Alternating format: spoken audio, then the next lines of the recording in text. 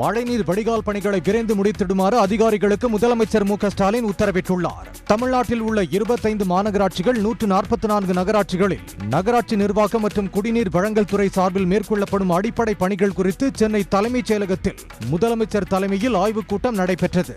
அப்போது குடிநீர் மற்றும் பாதாள சாக்கடை பணிகளை விரைந்து முடிக்க உத்தரவிட்ட முதலமைச்சர் விதிகளுக்கு புறம்பாக அமைக்கப்பட்டிருக்கும் வேக தடைகளை முறைப்படுத்த வேண்டும் என்றும் சாலை விளக்குகள் நடைபாதைகள் சீரமைக்கப்பட வேண்டும் எனவும் அறிவுறுத்தினார். மக்களுக்கு தேவையான இடைவெளியில் குடிநீர் விநியோகம் மேற்கொள்ள வேண்டும் என்று உத்தரவிட்ட முதல்வர் அனைத்து பணிகளையும் வடகிழக்கு பருவமழை காலம் தொடங்குவதற்கு முன்பே முடிக்க வேண்டும் என்றும் மழைநீர் வடிகால்களை சுத்தம் செய்து நீர் வெளியேற வழி ஏற்படுத்த வேண்டும் எனவும் தெரிவித்தார். பீகார் மற்றும் மேற்கு வங்கத்திற்கு பிரதமர் மோடி இன்று பயணம் மேற்கொள்கிறார். பீகாரின் மோத்திஹரியில் 7200 கோடி ரூபாய் மதிப்பிலான மேம்பாட்டு திட்டப் பணிகளுக்கு அடிக்கல் நாட்டுவதுடன் முடிவுற்ற திட்டங்களை தொடங்கி வைக்கிறார். தர்பங்காவில் புதிய மென்பொருள் தொழில்நுட்ப பூங்காவையும் பாட்னாவில் மென்பொருள் தொழில்நுட்ப பூங்கா வளாகத்தில் உள்ள அதிநவீன மென்பொருள் மேம்பாட்டிற்கான தொடக்க நிலை ஆலையையும் பிரதமர் மோடி தொடங்கி வைக்க உள்ளார். மேலும் பீகாரில் 4 புதிய அம்ரித் பாரத் ரயில் சேவைகளையும் பிரதமர் கொடியசைத்து தொடங்கி வைக்கிறார். மேற்கு வங்க மாநிலம் துர்காப்பூரில் 5000 கோடி ரூபாய் மதிப்பிலான மேம்பாட்டு திட்டப் பணிகளுக்கு அடிக்கல் நாட்டும் பிரதமர் முடிவுற்ற பணிகளையும் தொடங்கி வைக்க உள்ளார். நீதித்துறையில் பின்தங்கிய பிரிவினருக்கு இடஒதுக்கீடு வழங்க வேண்டும் என்று வலியுறுத்தியுள்ள முன்னாள் உயர்நீதிமன்ற தலைமை நீதிபதி Sureshkumar guide collegium SC ST OBC பிரிவினருக்கு அநீதி இழைப்பதாக குற்றம் சாட்டியுள்ளார். மத்திய பிரதேச உயர்நீதிமன்றத்தின் முன்னாள் தலைமை நீதிபதி சுரேஷ்குமார் கெய்ட் போபாலில் தலித்துகள் ஓபிசி சிறுபான்மையினர் மற்றும் பழங்குடி அமைப்பு ஏற்பாடு செய்திருந்த நிகழ்ச்சியில் உரையாற்றினார். அப்போது அவர் நீதிபதிகளை தேர்ந்தெடுப்பதற்கான கொலீஜியம் அமைப்பு பட்டியல் சாதியினர் பழங்குடியினர் மற்றும் பிற பிற்படுத்தப்பட்ட வகுப்பினரை நடத்துவதில் நேர்மையற்ற முறையில் நடந்து கொள்வதாக கூறினார். நீதித்துறை நாட்டின் சமூக பன்முக தன்மையை பிரதிபலிக்க தவறிவிட்டதாக குற்றம் சாட்டிய அவர் சுதந்திரத்திற்கு பிறகு 279 உச்சநீதிமன்ற நீதிபதிகளில் 7 பேர் மட்டுமே எஸ்சி எஸ்டி அல்லது ஓபிசி சமூகங்களைச் சேர்ந்தவர்கள் என்றும் தெரிவித்தார். மேலும் மத்திய பிரதேச மக்கள் தொகையில் 37% அதிகமான பேர் எஸ்சி மற்றும் எஸ்டி பிரிவினராக உள்ளனர். ஆனால் இந்த சமூகங்களைச் சேர்ந்த ஒரு நீதிபதி கூட உயர் நீதிமன்றத்திற்கு நியமிக்கப்படவில்லை என்றும் அவர் குற்றம் சாட்டியுள்ளார். மடப்புரம் இளைஞர் அஜித்குமார் கொலை வழக்கு தொடர்பாக திருப்புவனம் காவல் நிலையத்தில் சிபிஐ போலீசார் 6 மணி நேரம் ஆய்வு நடத்தினர். நேற்று பிற்பகல் 3:30 மணிக்கு திருப்புவனம் காவல் நிலையத்திற்கு சிபிஐ அதிகாரிகள் 6 பேர் வந்தனர். அவர்களில் 2 மட்டும் மடப்புரம் சென்று கோவில் ஊழியர்கள் கார்த்திக் வேலு, பிரவீன்குமார், அஜித்குமார் சகோதரர் நவீன்குமார், ஆட்டோ டிரைவர் அருண், அஜித்குமாரின் நண்பர் வினோத் ஆகிய 5 பேருக்கும் சம்மன் வழங்கி இன்று காலை மதுரை சிபிஐ அலுவலகத்தில் விசாரணைக்கு ஆஜராக அறிவுறுத்தினர். இதனிடையே திருப்புவனம் காவல் நிலையத்தில் தரைத்தளம் மற்றும் முதல் தளத்தில் 6 மணி நேரம் ஆய்வு மேற்கொண்டனர். காவல் நிலைய சிசிடிவி கேமரா பதிவுகள், நிகிதாவிடம் புகார் பெற்ற அறை, அஜித்குமார் அமர வைக்கப்பட்ட இடம் உள்ளிட்டவற்றை ஆய்வு செய்த பின் ஜூன் 27ஆம் தேதி இரவு அஜித்குமாரை விசாரணைக்கு அழைத்துச் சென்ற பகுதிகளில் உள்ள சிசிடிவி பதிவுகளையும் சேகரித்தனர். அஜித்குமார் வழக்கில் கைது செய்யப்பட்டு சிறையில் உள்ள குற்றப்பிரிவு காவலர் ராஜாவின் வீட்டிற்கு சென்ற சிபிஐ போலீசார் அவரது குடும்பத்தாரிடம் விசாரணை நடத்தி வீட்டையும் சோதனையிட்டு ஆவணங்களை எடுத்துள்ளனர். மேலும் இன்று காலை மதுரை சிபிஐ அலுவலகத்தில் ஆஜராக வேண்டும் என ராஜாவின் மனைவிக்கு சம்மன் கொடுத்துள்ளனர். திருவாரூர் அருகே காரியாங்குடி பள்ளி குடிநீர் தொட்டியில் மனித கழிவு கலந்த விவகாரம் தொடர்பாக 3 பேரை போலீசார் கைது செய்தனர். தனிப்படை போலீசார் நடத்திய விசாரணையில் பில்டிங் கடை உரிமையாளர் விஜயராஜ், செந்தில், காளிதாஸ் ஆகிய 3 பேரும் வனவிலங்கை வேட்டையாடி சமைத்து சாப்பிட்டுள்ளனர். பின்னர் பள்ளிக்குள் அத்துமீறி நுழைந்து குடிநீர் குழாய்களை உடைத்தும் குடிநீர் தொட்டியில் மனித கழிவை கலந்தும் அட்டூழியத்தில் ஈடுபட்டது விசாரணையில் தெரியவந்ததாக போலீசார் கூறியுள்ளனர். கைதான 3 பேர் மீதும் 5 பிரிவுகளின் கீழ் போலீசார் வழக்கு பதிந்து சிறையில் அடைத்தனர். மயிலாடுதுறை மதுவிலக்கு பிரிவு டிஎஸ்பி சுந்தரேசன் தெரிவித்த குற்றச்சாட்டுகள் உண்மைக்கு புறம்பானது என்று மாவட்ட காவல் கண்காணிப்பாளர் ஸ்டாலின் தெரிவித்துள்ளார். தனது வாகனத்தை மாவட்ட காவல்துறையினர் பறித்துக் கொண்டதாக கூறி மதுவிலக்கு பிரிவு டிஎஸ்பி சுந்தரேசன் குற்றம் சாட்டியிருந்தார். பணி மாறுதலாகி மயிலாடுதுறை வந்தபோது தனக்கு 5 மாத சம்பளத்தை தராமல் அலைக்கழித்ததாகவும் குற்றம் சாட்டியிருந்தார். இந்த நிலையில் செய்தியாளர்களை சந்தித்த மாவட்ட எஸ்பி ஸ்டாலின் டிஎஸ்பியின் குற்றச்சாட்டுகளை மறுத்தார். காவல்துறை வாகனத்தை திரும்ப சுந்தரேசனிடமே ஒப்படைத்து விட்டதாகவும் அவர் தெரிவித்தார். எங்களுக்கு அவர் அதுக்கு முன்னாடி இருந்த பகுதியிலிருந்து இங்கே வந்தார் இல்லையா, அதை ஜாயின் இது ரெகுலரைஸ் ஆகி வந்த உடனே நாங்கள் இங்கே எங்களுடைய சைடில் இமீடியட்டாக நாங்கள் கொடுத்துட்டோம்.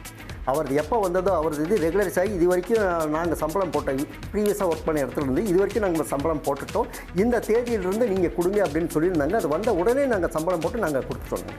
பின்னர் கேள்வி ஒன்றுக்கு பதிலளித்த எஸ்பி ஸ்டாலின், பேட்டியளிப்பது காவல்துறையில் ஒழுங்கு நடவடிக்கைக்கு உட்பட்டதாகும், அவர் மீது உரிய விதிகளின்படி நடவடிக்கை எடுக்கப்படும் என்றும் கூறியுள்ளார்.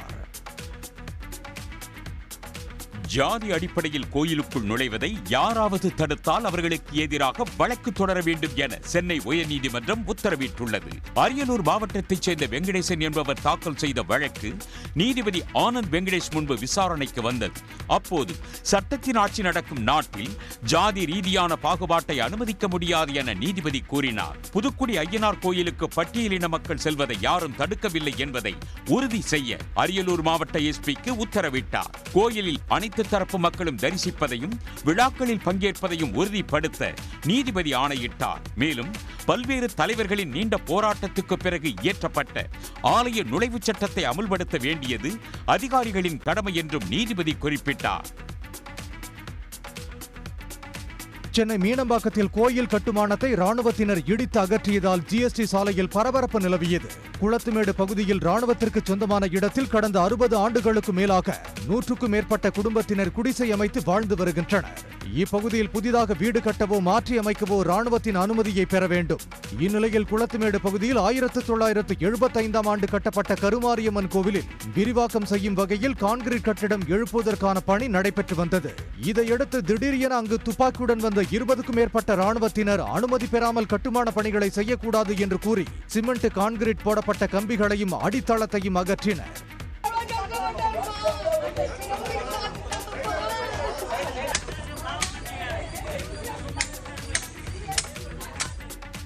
இதுகுறித்து கேள்வி கேட்க வந்த பொதுமக்களையும் அவர்கள் மிரட்டினர். அங்கு வந்த மீனம்பாக்கம் போலீசாரும் பொதுமக்களை சமாதானப்படுத்தி அனுப்பி வைத்தனர்.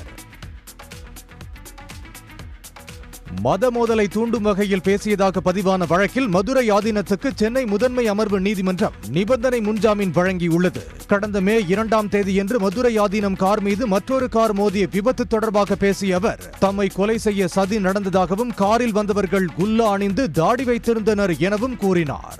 ஆனால் விசாரணையில் அவர் கூறியது பொய் என தெரிய வந்தது. ஆதீனம் குழப்பத்தையும் மத மோதலையும் உருவாக்கும் வகையில் பேசியதாக குற்றம் சாட்டி வழக்கறிஞர் ராஜேந்திரன் புகார் அளித்தார். அதன் பேரில் மதுரை ஆதீனம் மீது 4 பிரிவுகளில் போலீசார் வழக்கு பதிவு செய்தனர். இந்த வழக்கில் முன்ஜாமீன் கோரி அவர் தாக்கல் செய்த மனு மீதான விசாரணை சென்னை முதன்மை அமர்வு நீதிமன்றத்தில் நடைபெற்றது. இதையடுத்து மதுரை ஆதீனத்துக்கு நிபந்தனை முன்ஜாமீன் வழங்கி நீதிபதி உத்தரவிட்டார். திருப்பதியில் திடீரென கொட்டி தீர்த்த கனமழையால் பக்தர்கள் சிரமம் அடைந்தனர். திருப்பதி ஏழுமலையான் கோயிலுக்கு தினந்தோறும் ஆயிரக்கணக்கான மக்கள் வந்து செல்கின்றனர். இந்நிலையில் திருமலையில் நேற்று இரவு 1 மணி நேரத்திற்கு மேலாக கனமழை பெய்தது. இதனால் கோயிலுக்கு வந்த பக்தர்கள் ஆங்காங்கே அமைக்கப்பட்டிருந்த மடங்கள் மற்றும் தேவஸ்தான அறைகளில் தங்கினர்.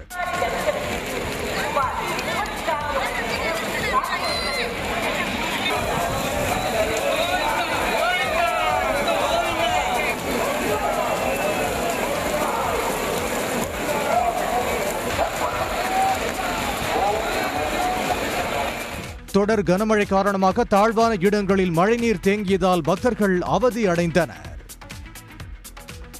ஜப்பான் ஓபன் சர்வதேச பேட்மிண்டன் போட்டியில் இந்தியாவின் லட்சியா சென் 2வது சுற்றிலேயே தோல்வியடைந்து வெளியேறினார். டோக்கியோவில் நடந்த போட்டியில் அவர் ஜப்பான் வீரர் கோடை நரோகாவுடன் பல பரீட்சை நடத்தினார். இதில் லட்சியா சென் 19க்கு 21, 11க்கு 21 என்ற செட் கணக்கில் வெற்றியை தாரை வார்த்தார். ஆடவர் இரட்டையர் பிரிவில் இந்தியாவின் சாத்விக் சிராக் ஷெட்டி இணைக்கும் ஏமாற்றமே மிஞ்சியது.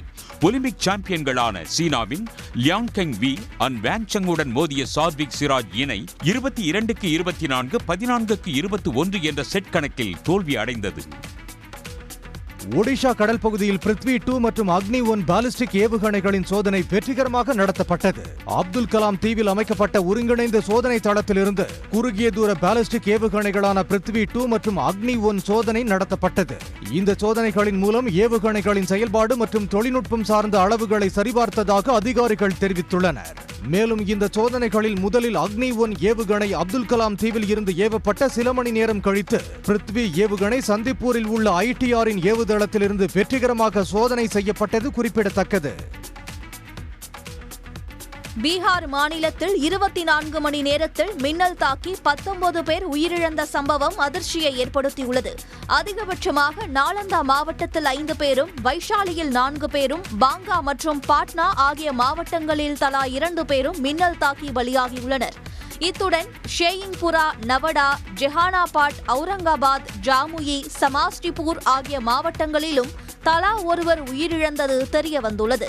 எனவே மோசமான வானிலையின் போது மக்கள் கவனமாக இருக்குமாறு அதிகாரிகள் அறிவுறுத்தியுள்ளனர். உயிரிழந்தோருக்கு இரங்கல் தெரிவித்துள்ள அம்மாநில முதலமைச்சர் நிதிஷ்குமார் அவர்களது குடும்பத்தினருக்கு தலா 4 லட்சம் ரூபாய் நிவாரணம் அறிவித்துள்ளார்.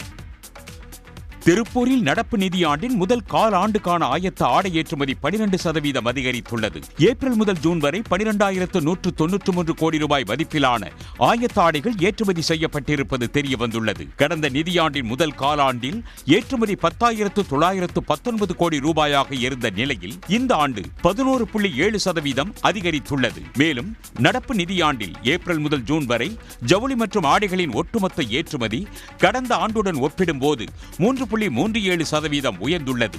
இது ஜவுளித்துறையின் வளர்ச்சியை பிரதிபலிப்பதாக ஆடை ஏற்றுமதியாளர்கள் தெரிவித்துள்ளனர்.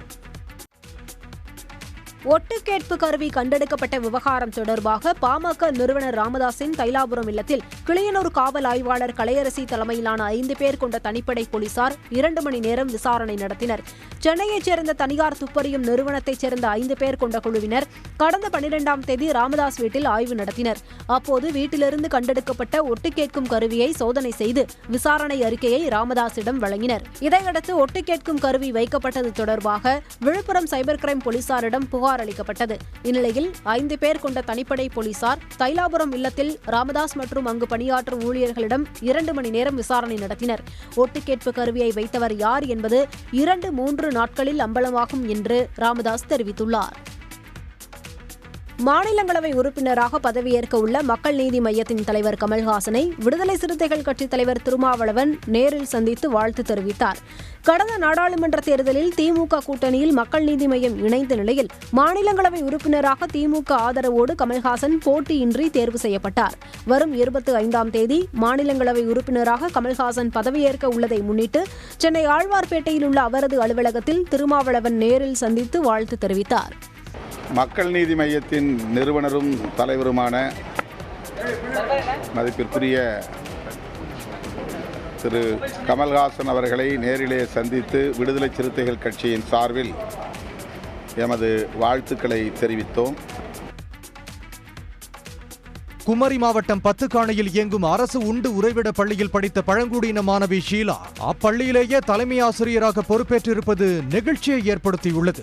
ஆசிரியர் பயிற்சி முடித்த ஷீலா தொடக்கப்பள்ளியில் வேலை செய்து வந்தார். தற்போது ஷீலா தான் படித்த பள்ளியிலேயே தலைமை ஆசிரியராக பொறுப்பேற்றுள்ளார். பழங்குடியின தலைமை ஆசிரியை ஷீலாவுக்கு சக ஆசிரியர்கள், ஊர் மக்கள் உட்பட பல்வேறு தரப்பினர் வாழ்த்து தெரிவித்தனர்.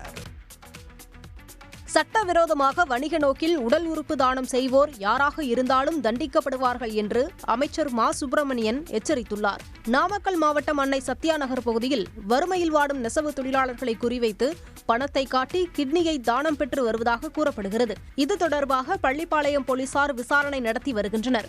இந்நிலையில் மதுரை ராஜாஜி அரசு மருத்துவமனையில் நேற்று செய்தியாளர்களிடம் பேசிய அமைச்சர் மா சுப்பிரமணியன், உடல் உறுப்பு தானம் என்பது மனிதநேய நடவடிக்கை என்றும் அதை விற்பனை செய்வது மனிதநேயமற்ற செயல் என்றார். இந்த உடல் உறுப்பு தானம் என்பது ஒரு மிகப்பெரிய மனிதநேயம் உள்ள ஒரு நடவடிக்கை. அதை விற்பனையாவோ இல்லை வியாபாரமாவோ ஆக்குவது என்பது கடும் குற்றம். அது யார் செய்தாலும் எங்கே செய்தாலும் உடனடியாக நடவடிக்கைகள் மேற்கொள்ளப்பட்டு வருகிறது. அந்த வகையில் நாமக்கல்ல ஏற்கனவே நடைபெற்ற அந்த நிகழ்வை ஒட்டி தொடர்ச்சியாக விசாரணை நடைபெற்றுக் கொண்டிருக்கிறது. திருப்பூரைச் சேர்ந்த ஆனந்தன் என்பவர் கிட்னி புரோக்கராக செயல்பட்டு வந்தது போலீசார் விசாரணையில் தெரியவந்துள்ளது. தலைமறைவான அவரை போலீசார் தேடி வருகின்றனர். ஸ்ரீபெரும்புதூரில் உள்ள தனது ஆலையை விரிவாக்கம் செய்ய சியாட் டயர் நிறுவனம் 450 கோடி ரூபாயை முதலீடு செய்ய உள்ளது. சியாட் நிறுவனத்தின் டயர் தயாரிப்பு ஆலை ஸ்ரீபெரும்புதூரில் உள்ளது. இதில் ஆண்டுக்கு 70 லட்சம் டயர்கள் உற்பத்தி செய்யப்படுகின்றன. ஆனால் தேவை அதிகரிப்பை கருத்தில் கொண்டு ஆலையை 450 கோடி ரூபாயில் விரிவாக்கம் செய்ய அந்த நிறுவனம் முடிவு செய்துள்ளது. விரிவாக்கம் செய்யப்படும் பகுதியில் கார் டயர்களை தயாரிக்க சியாட் நிறுவனம் திட்டமிட்டுள்ளது. 2027ஆம் ஆண்டு விரிவாக்க பணிகள் முடிந்து பயன்பாட்டுக்கு வரும் என்றும் சியாட் நிறுவனம் தெரிவித்துள்ளது. கோவை அருகே நகைப்பட்டறை ஊழியரை தாக்கி 30 லட்சம் ரூபாய் கொள்ளையடித்த வழக்கில் 3 பேரை தனிப்படை போலீசார் கைது செய்தனர். கேரளாவைச் சேர்ந்த ஜெயன் என்பவர் நகைகள் வாங்க தனது நகைப்பட்டறை உரிமையாளர் சுரேஷிடம் இருந்து 30 லட்சம் ரூபாயை வாங்கிக் கொண்டு கேரளா நோக்கி சென்று கொண்டிருந்தார்.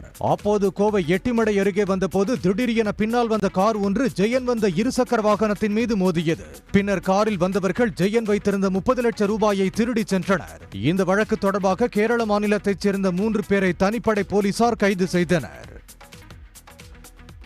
மராட்டியத்தில் நவீன முறை மருத்துவ சிகிச்சை அளிக்க அனுமதி வழங்க கோரி ஹோமியோபதி மருத்துவர்கள் போராட்டத்தில் ஈடுபட்டுள்ளனர். ஓராண்டு சான்றிதழ் படிப்பு முடித்த ஹோமியோபதி மருத்துவர்கள் நவீன மருத்துவ சிகிச்சை அளிக்க மராட்டிய மருத்துவ கவுன்சில் தடை விதித்தது. இந்த உத்தரவுக்கு எதிராகவும் பயிற்சி மருத்துவர்கள் விடுதியை தரம் உயர்த்தவும் பேராசிரியர் பணியிடங்களை நிரப்ப கோரியும் ஹோமியோபதி மருத்துவர்கள் மருத்துவ அலுவலர்கள் ஏராளமானோர் மும்பை ஆசாத் மைதானத்தில் காலவரையற்ற வேலைநிறுத்தத்தை தொடங்கியுள்ளனர். மருத்துவத்தில் நீதி சம உரிமையே தங்களின் கோரிக்கை என குறிப்பிட்ட அவர்கள் அரசு தமது நிலைப்பாட்டை மாற்றிக்கொள்ள வேண்டும் என தெரிவித்தனர். மாநிலம் முழுவதும் இருந்து ஹோமியோபதி மருத்துவர்கள் மும்பைக்கு திரண்டு வருவதால் மராட்டிய பாஜக அரசுக்கு நெருக்கடி ஏற்பட்டுள்ளது.